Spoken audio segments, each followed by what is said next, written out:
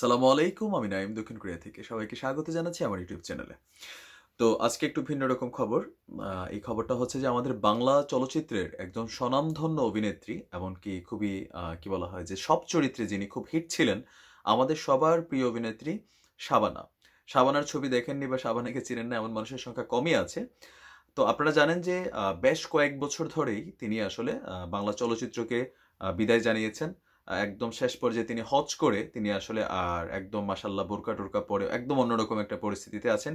তো এই মুহূর্তে তিনি তার স্বামী এমনকি ৩ সন্তান নিয়ে বর্তমানে যুক্তরাষ্ট্রের নিউ জার্সি শহরে তিনি বসবাস করছেন।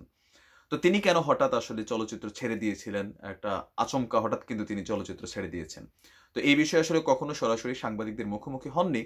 তো এই কিছুদিন আগে তিনি আবার বাংলাদেশে একটা পারিবারিক কাজে এসেছেন। তো তার স্বামী সাদিক, শাবানার স্বামী সাদিক, তিনি সহ শাবানা সময় টেলিভিশনের মুখোমুখি হয়েছিলেন, সাংবাদিকদের মুখোমুখি। তো সেইখানে তিনি আসলে জানান তিনি কেন চলচ্চিত্র থেকে বিদায় নিয়েছেন। তো শাবানার ভাষ্যমতে যে তিনি তার কেরিয়ারে প্রায় ৩.৫ দশক অভিনয় করেছেন, ৩৫০-র উপরে ছবি তিনি করেছেন, আর ম্যাক্সিমাম ছবিগুলোই ব্যবসা সফল ছবি ছিল। তো এই ছবির ভিড়ে তিনি আসলে তার পরিবারকে দেওয়ার মতন খুব বেশি সময় পাননি। আর যার কারণে তিনি অবশেষে তিনি যে চলচ্চিত্রের সাথে জড়িত ছিলেন সেটাও কোথাও না কোথাও ধর্মীয় দৃষ্টিকোণ থেকে তিনি বিষয়টাকে একটু অন্যভাবে নিয়েছেন। পরবর্তী সময়ে তিনি সিনেমা জগৎকে ছেড়ে নিজেকে এবং নিজের পরিবারকে বা নাতি নাতকুদেরকে সময় দেওয়ার জন্য তিনি বর্তমানে যুক্তরাষ্ট্রেই বসবাস করছেন।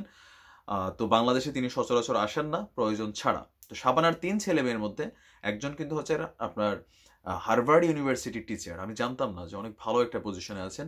আর ওনার একটা ছেলে যুক্তরাষ্ট্রের একটা বিখ্যাত কোম্পানি ব্লুম কোম্পানিতে কর্মরত আছেন। আর তার বড় মেয়েও শিক্ষকতা করতেন। তো শিক্ষকতা ছেড়ে এখন তিনি পারিবারিকভাবেই বাচ্চাদের সাথে সময় কাটান। তো শাবানা এই মুহূর্তে সবাইকে নিয়ে যুক্তরাষ্ট্রে নিজের পরিবারকে সময় দিচ্ছেন।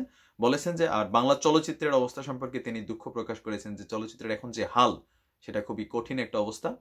তো এই হচ্ছে অবস্থা। এটা সম্পর্কে নিশ্চয়ই অনেকেরই জানার বিষয় ছিল, সেই কারণে ছোট্ট একটা আপডেট। ভালো থাকুন, সুস্থ থাকুন। আজ এই পর্যন্তই। আসসালামু আলাইকুম রহমতুল্লাহ।